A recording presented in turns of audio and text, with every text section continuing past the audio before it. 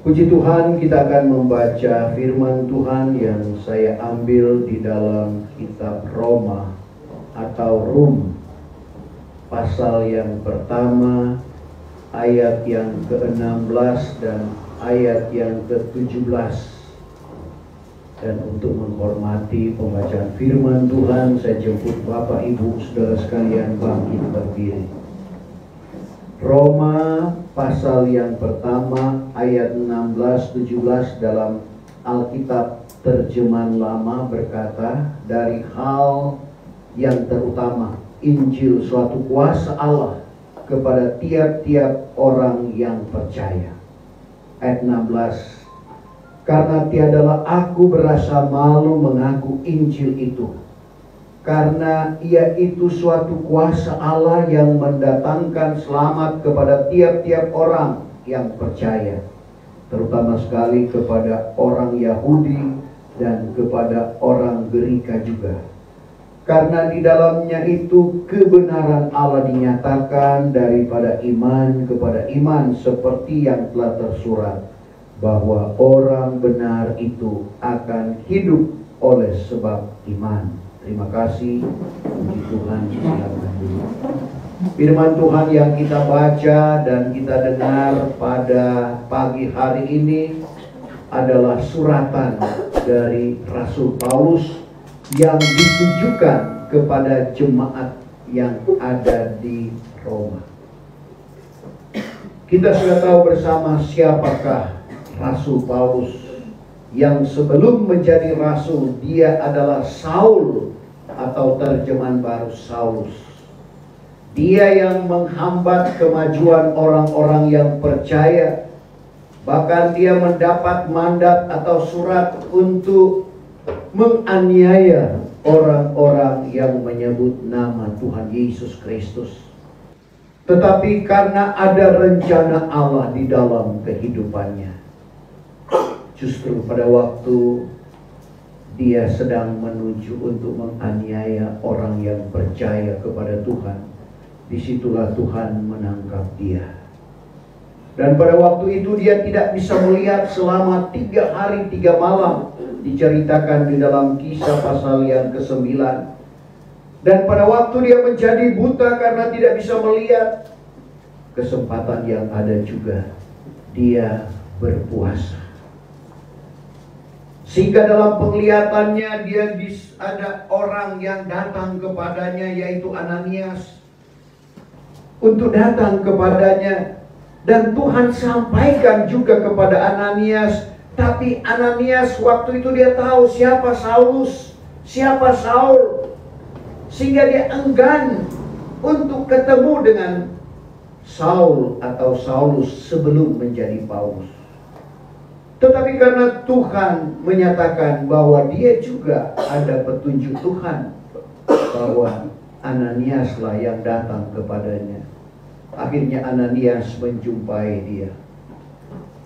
Apa yang dikatakan di dalam Kisah 9, coba kita baca ayat itu. Mulai ayatnya yang ke-15, ayat 13 mulai. Maka jawab Ananias, ya Tuhan, hamba sudah mendengar banyak dari hal orang ini, berapa jahat yang dilakukannya kepada segala orang suci Tuhan di Yerusalem. Berapa jahat yang dilakukannya kepada segala orang suci Tuhan di Yerusalem. Dan di sini pun ia memperoleh kuasa daripada kepala-kepala imam, mengikat segala orang yang menyebut namamu. Tetapi sabda Tuhan kepadanya, pergilah engkau, karena ialah suatu alat yang terpilih bagiku, dan akan memasyurkan namaku kepada segala orang kafir dan raja-raja dan Bani Israel pun, karena aku ini akan menunjukkan kepadanya beberapa banyak sengsara wajib dirasaini kelak oleh sebab namaku. 17. Maka Ananias pun pergilah, lalu masuk ke dalam rumah itu, serta meletakkan tangannya ke atasnya. Katanya, hai saudaraku Saul, aku ini disuruhkan oleh Tuhan, yaitu Yesus yang menyatakan dirinya kepadamu di jalan yang kau tempuh itu, supaya engkau nampak semula dan supaya engkau penuh dengan Roh Kudus. Jadi kita perhatikan, maka seketika itu juga gugurlah selaput daripada matanya. Lalu ia pun nampak semula, maka bangkitlah ia, lalu dibaptiskan. Bapak Ibu Saudara yang kekasih di dalam Tuhan Yesus Kristus, dan ternyata Paulus menyadari, meskipun nanti di usianya yang sekian baru Tuhan memanggil dia, tetapi apa yang dia nyatakan kepada jemaat yang ada di Galatia, Galati 1 ayat 15, ternyata semenjak dari dalam rahim ibunya, dia sudah dipilih oleh Tuhan.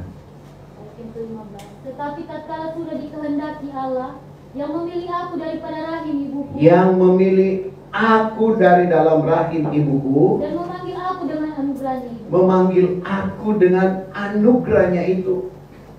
Saya percaya juga dengan Bapak Ibu saya dan saudara, bahkan apa yang disuratkan oleh Paulus kepada jemaat yang ada di Efesus, sebelum dunia ini dijadikan, kita sudah ada di dalam rencana Tuhan. Efesus 1 ayat yang keempat. Sebagaimana yang Ia memilih kita, Sebagaimana Ia yang memilih kita dalam Kristus itu, di dalam Kristus itu, sebelum dunia ini dijadikan, supaya kita suci dan tiada bercela di hadapan Tuhan. Tujuan kita untuk suci dan tidak bercelah, artinya sempurna, lengkap. Untuk itu kita perhatikan apa yang dikatakan oleh Paulus, dan itulah tujuan kita. Jadi kita ada di dalam rencana Tuhan untuk suci, sempurna, dan tidak bercelah di pemandangan Tuhan. Karena itulah tujuan akhir Tuhan memanggil Bapak, Ibu, saya dan saudara untuk dipermuliakan bersama-sama dengan Tuhan.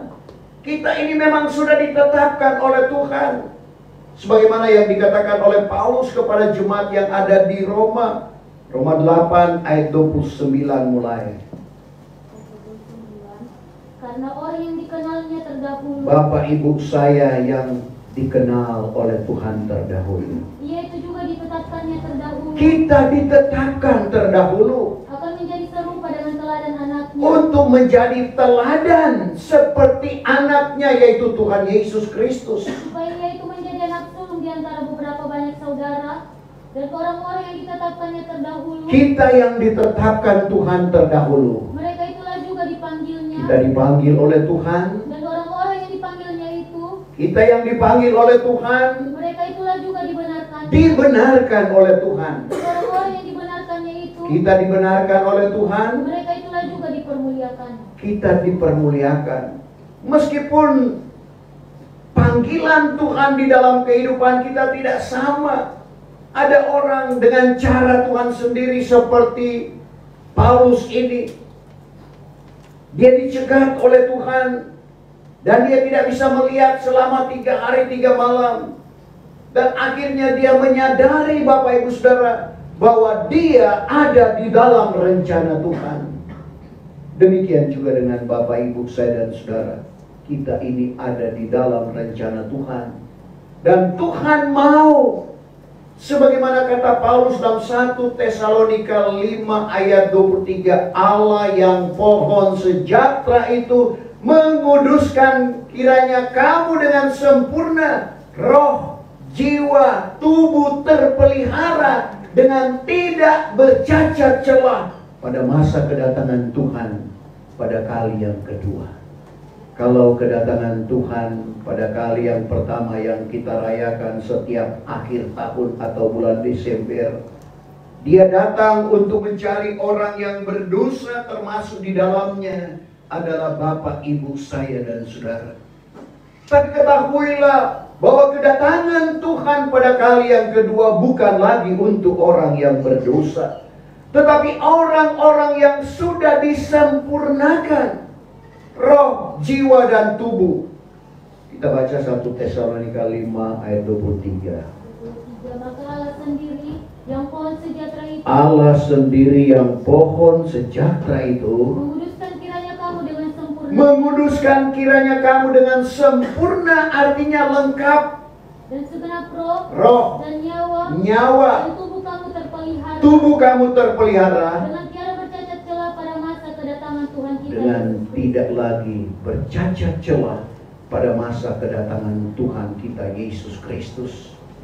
Untuk itu Bapak Ibu Saudara, tentunya kita mengetahui bagaimana cara kita, di mana Tuhan telah tunjukkan atau Tuhan telah ungkapkan rahasia untuk menuju pada kesempurnaan itu.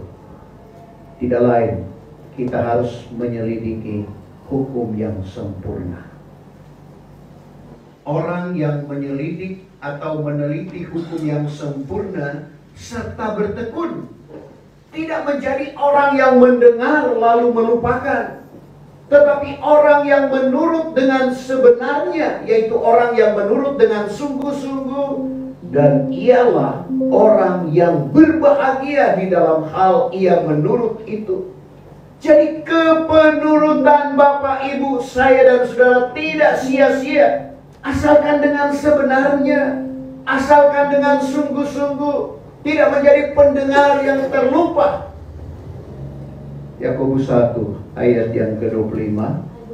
Tetapi orang yang menyelidik hukum yang sempurna, Orang yang menyelidik atau meneliti hukum yang sempurna, yaitu hukum kemerdekaan, hukum kemerdekaan yang tidak lain berbicara tentang hukum roh yang berlaku di zaman Roh Kudus ini. serta bertekun, Bertekun atau setia, tiada menjadi orang mendengar yang terlupa, tidak menjadi orang yang mendengar lalu terlupa, melainkan orang yang menurut dengan sebenarnya, menurut dengan sebenarnya, yaitu menurut dengan sungguh-sungguh, tidak dengan setengah hati.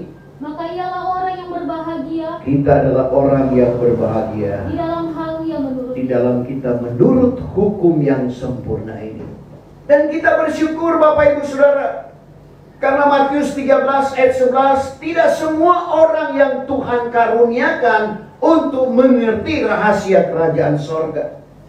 Tetapi kepada kamu, kepada Bapak, Ibu, saya dan saudara, dikaruniakan untuk mengerti rahasia kerajaan sorga.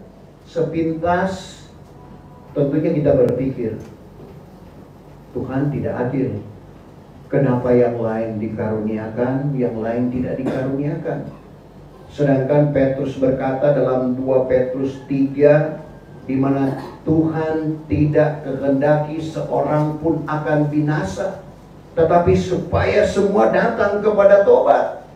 Mendengar apa yang dikatakan oleh Petrus ini, tentunya kita berpendapat, kenapa tidak semua dikaruniakan untuk mengerti? Tentunya ada alasan. Bukan Tuhan tidak adil. Kita baca dulu Matius 13 ayat yang ke-11.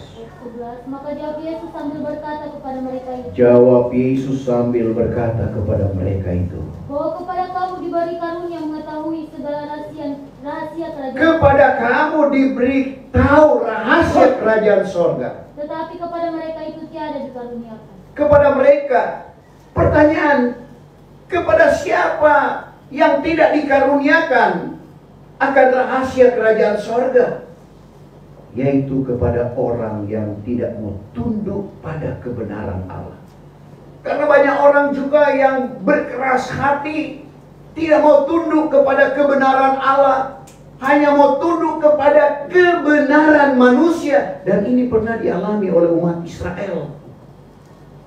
Sehingga Paulus saksikan kepada jemaat yang ada di Roma, dalam Roma 10 ayat 1 sampai ayat 3, bagaimana pandangan Paulus terhadap jemaat atau orang-orang Israel yang ada usaha atau giat kepada Allah, tapi tidak dengan berpengetahuan. Kenapa? Karena tidak tunduk pada kebenaran Allah. Kalau mau dipikir, pengetahuan sekuler 90 sekian persen, saudara, ciptaan yang terjadi di dunia ini semua adalah orang Yahudi atau orang Israel, karena pengetahuan mereka luar biasa. Termasuk semua kita pakai ini, saudara, luar biasa pengetahuan sekulernya. Tetapi kita perhatikan Roma 10 ayat 1 sampai 3. Hai saudara-saudaraku, Hai saudara-saudaraku, kehendak hatiku dan doaku kepada Allah, kehendak hatiku dan doaku kepada Allah, yaitu karena orang Israel, karena orang Israel, supaya mereka itu beroleh selamat, supaya mereka beroleh selamat. karena aku menyaksikan bagi mereka itu Paulus menyaksikan tentang umat Israel. bahwa mereka itu ada suatu usaha kepada Allah, Ada usaha, ada giat kepada Allah. Tetapi tiada dengan berpengetahuan. Tapi tidak lagi dengan berpengetahuan firman. Karena sebab tiada mengenal kebenaran Allah. Tidak mengenal kebenaran Allah. Dan sebab hendak mendirikan kebenarannya sendiri. Mendirikan kebenarannya atau mendirikan kebenaran manusianya sendiri. Maka tiadalah mereka itu menaklukkan dirinya kepada kebenaran Mereka Allah. tidak takluk kepada kebenaran Allah. Syukur bagi Bapak, Ibu, saya dan saudara yang mau tunduk, yang mau takluk kepada kebenaran Allah. Sehingga kita dibukakan rahasia kerajaan sorga. Dan ini satu syukur kita kepada Tuhan. Karena inilah jalan untuk menuju kepada keselamatan. Untuk diselamatkan syaratnya 1 Timotius 2 ayat 4. Sampai pada pengenalan akan hal yang benar. Karena banyak orang juga belajar, tapi tidak sampai pada pengenalan akan hal yang benar. Kita baca dulu 1 Timotius 2 ayat yang keempat. Ayat yang keempat, yang berkehendakan sekalian manusia beroleh selamat. Tuhan menghendaki semua manusia sebagai ciptaannya yang mulia untuk beroleh selamat. Dan sampai kepada pengenalan dari hal yang benar. Dan untuk sampai kepada keselamatan itu harus sampai juga pada pengenalan akan hal yang benar. 2 Timotius 3:7 belajar, tapi tidak sampai pada pengenalan akan hal yang benar. Ayat yang ke-7, yang senantiasa belajar. Senantiasa belajar. Tapi tiada pernah sampai kepada pengenalan akan yang benar. Kenapa tidak sampai pada pengenalan akan hal yang benar? Karena sekali lagi tidak tunduk kepada kebenaran Allah. Hanya mau tunduk pada kebenaran manusianya. Dan sekali lagi syukurlah kalau kita telah dibawa pada pengenalan akan hal yang benar. Sehingga Paulus katakan, barang di mana kamu sudah sampai, berjalanlah menurut itu juga. Kita sudah sampai pada pengenalan akan hal yang benar, di mana rahasia firman Tuhan bagaimana untuk dibawa pada kesempurnaan. Lewat rahasia 7 tingkat iman, kita dapat bercermin sudah sampai di mana iman kita. Karena iman kita akan diukur, Bapak Ibu Saudara, berdasarkan Wahyu 11 ayat yang pertama dan ayat yang kedua, di mana dikaruniakan kepada Rasul Yahya sejenis bulu pengukur yang tidak lain berbicara tentang firman Allah yang akan mengukur kehidupan rohani kita. Menjadi perhatian, jangan sampai kita tidak terukur. Karena kita perhatikan tabernakel, ada halaman, ada kamar suci, ada kamar maha suci. Di sana dikatakan halaman itu tidak akan diukur, akan diserahkan kepada si pembinasa. Dan mereka akan dipijak 42 bulan atau 3,5 tahun masuk pada zaman antikris. Wahyu 11 ayat 1 dan ayat 2. Maka diberikan kepadaku sejenis bulu pengukur yang seperti tongkat rupanya dengan katanya, bangkitlah dan ukurlah bait Allah, bait Allah dan tempat korban dan segala orang yang sembahyang di dalamnya, orang yang sembahyang di dalamnya. Dan biarkanlah halaman yang di luar bait Allah itu, biarkan halaman di luar bait Allah itu jangan diukur dia, karena sudah diberikan kepada orang kafir, dan negeri yang kudus itu akan dipijaknya 42 bulan. Jadi kita perhatikan termasuk sembahyang kita. Saudara, diukur apakah tata cara ibadah kita sesuai dengan apa yang diinginkan oleh Tuhan. Sebab itu kita perhatikan di halaman ada mezbah korban bakaran. Kita memuji Tuhan, kita memberikan persembahan. Di halaman ada kolam pembasuhan yang berbicara tentang baptisan air. Meskipun kehidupan kita sudah melakukan sesuai dengan kebenaran firman Allah, yaitu baptisan masuk dan keluar dari dalam air, belum menjamin. Apabila kita tidak meningkatkan kehidupan rohani kita untuk dibawa pada kesempurnaan, dan ini peringatan kepada kita. Untuk itu jangan kita bermasa bodoh. Jangan jadi seperti jemaat Ibrani yang diukur atau ditimbang lamanya, ditinjau dari sudut waktu, sudah dewasa rohani. Dalam Ibrani pasal yang kelima, Paulus katakan dalam ayat yang ke-12, jikalau ditimbang lamanya, ditinjau dari sudut waktu.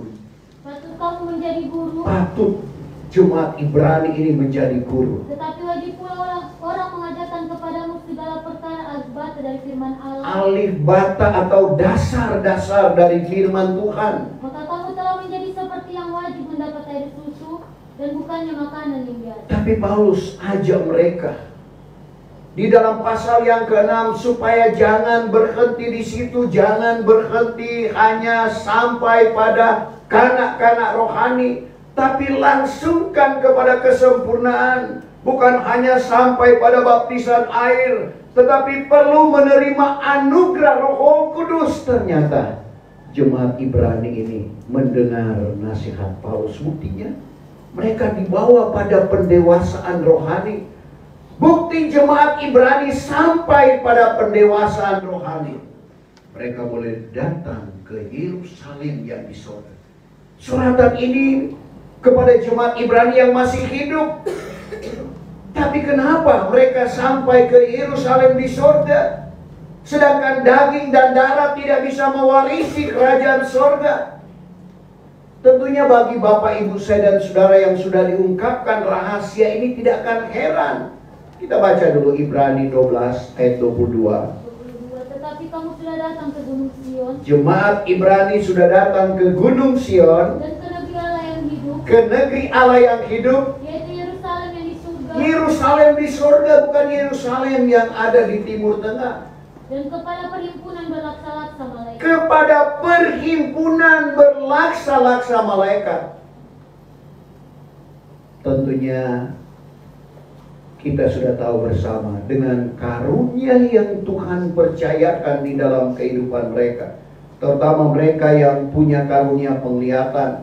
Tidak menutup kemungkinan juga bagi Bapak, Ibu, saya dan saudara dibawa sampai ke Yerusalem yang di sorga. Dan ini membuktikan jemaat Ibrani menuju pada pendewasaan rohani. Demikian juga dengan kita, Bapak, Ibu, saudara. Jangan kita bermasa bodoh. Sama jemaat Korintus tadinya juga. Dalam 1 Korintus 3, bagaimana Paulus mengungkapkan mereka adalah kanak-kanak rohani. Tapi Paulus tidak berhenti untuk menasihatkan mereka, membimbing mereka, dan akhirnya mereka juga sampai pada pendewasaan rohani. Buktinya dalam 2 Korintus 11 ayat 2, Paulus katakan, aku cemburu kepada kamu dengan suatu cemburuan ilahi, sebab aku sudah tunankan kamu dan memperhadapkan kamu seperti perawan yang suci kepada Kristus. Kalau orang ditunankan berarti orang yang sudah dewasa. Dalam hal ini dewasa rohani. Demikian juga dengan kita, Bapak, Ibu, saudara. Bagi kita gereja Tuhan yang hidup di akhir zaman ini, bukan hanya sekedar ditunangkan, tetapi kita akan dibawa pada pernikahan. Saudara, pernikahan artinya menyatu antara kepala, yaitu Kristus, dan kita sebagai anggota tubuh Kristus. Dan syarat untuk menyatu seperti doa Tuhan Yesus dalam Yohanes 17 ayat yang ke-21. Semuanya jadi satu juga. Semua menjadi satu. Sama seperti engkau di dalam aku, ya Bapa. Sama seperti engkau di dalam aku, ya Bapa, di dalam doa Tuhan Yesus. Dan aku pun di dalam engkau. Aku pun di dalam engkau. Supaya mereka itu pun jadi satu di dalam kita. Supaya mereka, Bapak, Ibu, saya dan saudara menjadi satu dengan Bapa, menjadi satu dengan Kristus. Sehingga isi dunia ini percaya bahwa engkau lah yang menyuruh aku. Pertanyaannya, bagaimana kita untuk jadi satu dengan Bapa, satu dengan Kristus? Tuhan Yesus berkata, Matius 5 ayat 48, hendaklah kamu sempurna seperti Bapa di sorga sempurna adanya. Paulus katakan dalam Efesus 4 ayat 13, sehingga kita sampai kepada pengenalan akan Kristus, yaitu marifat anak Allah. Sehingga kita bertambah-tambah sempurna, salinan baru pendewasaan penuh, sampai sempurna sama dengan Kristus. Berarti Bapa sempurna, Kristus sempurna, untuk menjadi satu dengan Bapa, untuk menikah, dalam arti kata menjadi satu, maka mau tidak mau kita harus sempurna. Sebab itu kita menyelidik hukum yang sempurna. Jangan kita berpuas sudah dibaptis dengan air meskipun sesuai dengan firman Tuhan. Tapi mari kita melangsungkan kehidupan rohani kita sampai menuju pada kesempurnaan. Untuk itu firman Tuhan datang kepada Bapak, Ibu saya dan saudara lewat Paulus kepada jemaat yang ada di Roma.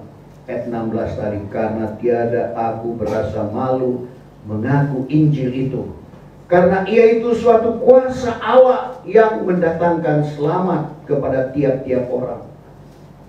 Paulus tidak malu mengaku Injil itu, karena Injil itu adalah suatu kuasa, seperti dalam kata-kata pendahuluan saya tadi, apa yang dikatakan oleh Paulus dalam Ibrani 4 ayat 12. Firman Allah itu hidup dan berkuasa, bukan mati, dan lebih tajam dari pedang bermata dua, makan dalam, menceraikan nyawa dan roh, serta sendi dan sumsum, dan tahu menyelidik segala ingatan dan niat hati. Kenapa firman Tuhan yang hidup dapat mengetahui apa yang ada di dalam pikiran kita, apa yang ada di dalam hati kita? Karena firman Tuhan itu tidak lain adalah Allah sendiri. Yohanes 1 ayat 1, pada mulanya adalah firman, firman itu bersama-sama dengan Allah, dan firman itu juga adalah Allah. Tidak heran dia tahu apa yang ada di dalam pikiran kita, apa yang ada di dalam hati kita. Tidak ada yang tersembunyi. Kita manusia penuh dengan keterbatasan. Kita manusia hanya memandang apa yang ada di hadapan kita. Kita manusia hanya dapat memandang sebatas kasat mata kita. Tetapi Tuhan, 1 Samuel 16 ayat 7, sampai ke dalam batin atau hati kita. Ayat 7. Tetapi datanglah firman Tuhan kepada Samuel. Datanglah firman Tuhan kepada Samuel. Janganlah engkau pandang akan rupanya. Jangan engkau pandang akan rupanya. Atau akan ketinggian lembaganya. Atau ketinggian lembaganya. Karena sudah kutolak akan dia. Ya. Bahwa yang dipandang oleh manusia itu satu pun tiada adanya. Karena manusia memandang seperti yang di hadapan mata. Manusia memandang seperti apa yang ada di hadapan matanya saja. Tetapi Tuhan memandang sampai ke dalam batin. Tuhan memandang sampai ke dalam batin. Tuhan memandang sampai ke dalam hati kita. Apa yang ada di dalam pikiran kita Tuhan tahu. Apa yang ada di dalam pikiran dari Samuel Tuhan tahu. Tuhan yang suruh dia pergi ke rumahnya Isai, minyaki, saudara, urapi salah satu anak daripada Isai. Setibanya Samuel di rumah Isai, dia tidak lagi bertanya kepada Tuhan, Tuhan, sudah inikah? Karena dia lihat Eliab tinggi kekar. Oh, ini dia. Dalam pikirannya Tuhan tahu. Ayat sebelumnya, ayat 6. Harta tatkala mereka itu masuk, serta terpandanglah Samuel akan Eliab. Terpandanglah Samuel akan Eliab. Maka datanglah pikirannya. Datanglah pikirannya. Bahwasanya inilah dia yang akan disiram bagi Tuhan. Masih di dalam pikiran dari Samuel, Tuhan tahu. Sebab itu ayat 17, Samuel, jangan engkau pandang ketinggian lembaganya. Karena manusia hanya memandang apa yang ada di hadapan, tapi aku ini Tuhan memandang sampai ke dalam batin. Tidak ada yang tersembunyi pada pemandangan Tuhan. Semua Tuhan tahu. Sehingga ada istilah, di hadapan manusia kita bisa bersandiwara, tetapi di hadapan Tuhan semua nyata. Nah, untuk itu Bapak Ibu Saudara, bagaimana Paulus mengungkapkan, tiada aku berasa malu mengaku Injil itu, karena ia itu suatu kuasa Allah yang mendatangkan selamat. Begitu juga dengan kita Bapak Ibu Saudara, jangan kita malu. Markus 8 ayat 38. Coba Markus. Sebab itu, barang siapa yang malu mengaku aku dan perkataanku di antara bangsa yang bersinah dan berdosa ini, maka anak manusia itu pun kelak malulah mengaku dia, apabila ia datang dengan kemuliaan Bapanya beserta dengan segala malaikatnya yang kudus. Coba kita bandingkan Matius 10 ayat 33. Matius 10 ayat 33. Tetapi barang siapa yang menyangkal aku di hadapan manusia, Siapa yang menyangkal aku di hadapan manusia, maka aku ini juga akan menyangkal dia di hadirat Bapakku yang di surga. jadi jangan kita menyangkal, jangan kita malu, apalagi menyangkal, saudara. Jadi kita yang sudah dipanggil oleh Tuhan ini nantinya akan diuji, Bapak Ibu Saudara. Apakah kita benar-benar mengasihi Tuhan, atau kita lebih takut kepada manusia? Tapi Tuhan katakan, jangan kamu takut kepada manusia yang hanya membunuh tubuh, tetapi takutlah akan Tuhan yang sanggup membunuh baik tubuh maupun jiwa di dalam neraka. Matius 10 kayak itu 28. Janganlah kamu takut akan orang yang membunuh tubuh, Jangan kamu takut akan orang yang membunuh tubuh. dan yang tiada berkuasa mematikan jiwa, Manusia tidak berkuasa untuk mematikan jiwa. tetapi yang terutama sekali, hendaklah kamu takuti Dia Takuti Tuhan. yang berkuasa membinasakan baik tubuh atau jiwa di dalam neraka. Berkuasa mematikan tubuh maupun jiwa di dalam neraka. Jadi firman Allah mengajak kita untuk berani menyatakan Tuhan lewat firman-Nya di dalam setiap kehidupan kita. Ayat 17, karena di dalam itu kebenaran Allah dinyatakan dari iman kepada iman, seperti yang tersurat bahwa orang yang benar itu akan hidup oleh sebab iman. Iman, Ibrani 11 ayat 1. Percaya. Coba. Adapun iman itulah percaya yang sungguh Percaya yang sungguh akan hal perkara-perkara yang diharapkan, perkara yang diharapkan, dan keyakinan akan hal perkara-perkara yang tiada terlihat. yakin dengan perkara yang tidak kelihatan. Iman adalah percaya kepada perkara yang diharapkan. Kita harus percaya kepada kebenaran firman Tuhan. Karena kita perhatikan, kalau kita tidak beriman, kita tidak diperkenankan. Mustahil diperkenan Allah. Ibrani 11 ayat yang ke-6. Ayat yang ke-6, jikalau tiada beriman, Jikalau tidak beriman, mustahil diperkenan Allah. mustahil diperkenan Allah. Sampai di situ. Kita perlu beriman, kita perlu percaya kepada kebenaran firman Tuhan. Roma 10 ayat 17, iman itu datang dari berita. Berita adalah sabda Kristus. Munculnya iman dari pemberitaan atau pendengaran kita tentang kebenaran firman Tuhan. Dan ada tokoh di dalam Alkitab yang imannya membuat Tuhan heran. Kalau kita yang heran lumrah, biasa.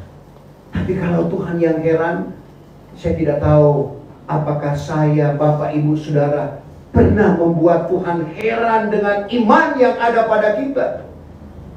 Matius 8, mulai ayat 8. Ayat 8, tetapi sahut penghulu itu katanya, Penghulu atau perwira menengah berkata, Ya Tuhan, Ya Tuhan, sahaya tidak layak bahwa Tuhan masuk ke dalam rumah sahaya. Hanya katakanlah sepatah kata sahaja. katakan sepatah kata saja, Niscaya budak saya akan sembuh. niscaya budak saya akan sembuh. Karena sahaya ini pun seorang yang dibawa perintah, Dia seorang bawahan, dan ada di bawah perintah sahaya pula beberapa laskar. dia ada bawahan juga. Sebab itu dia disebut perwira menengah dalam terjemahan baru. Penghulu laskar, dia ada atasan, dia ada bawahan. Kepada bawahannya dia katakan, Jikalau sahaya berkata kepada seorang daripadanya, pergilah, pergi, maka ia pun pergi. pergi, Dan kepada yang lain pula, marilah, mari, ia pun datang. datang. Dan kepada hamba sahaya, buatlah itu, maka Buatlah itu. dibuatnyalah. Apabila didengar oleh Yesus demikian, Apabila didengar Yesus demikian, heranlah ia sambil berkata kepada orang yang mengikuti. heran Tuhan sambil Tuhan berkata, Dengan sesungguhnya aku berkata kepadamu, di antara orang Israel pun belum pernah aku melihat iman yang Tuhan berkata, di antara orang Israel belum pernah aku lihat iman yang seteguh ini. Perwira menengah ini tidak mengizinkan Tuhan untuk datang ke rumahnya. Dia bilang, Tuhan, katakan sepatah kata saja. Karena saya seorang bawahan dan di bawah saya ada bawahan. Kalau saya katakan pergi, dia pergi. Mari, dia datang kepada budaknya. Kalau dia katakan buat, itu akan dibuatnya. Tuhan heran, saudara. Iman yang kokoh. Dan Tuhan perlu iman kita untuk menghadapi situasi dunia. Dan untuk meningkatkan kehidupan iman kita di hari-hari terakhir ini. Perlu ada iman yang seteguh perwira menengah ini. Sehingga Bapak Ibu Saudara, kita hadapi semua dengan iman. Kita akan lihat pertolongan demi pertolongan Tuhan akan nyatakan di dalam kehidupan kita. Dengan iman, ku hadapi semua. Sejemput kita bangkit berdiri, kita sempurnakan ibadah kita pada pagi hari ini. Betapa besar kasih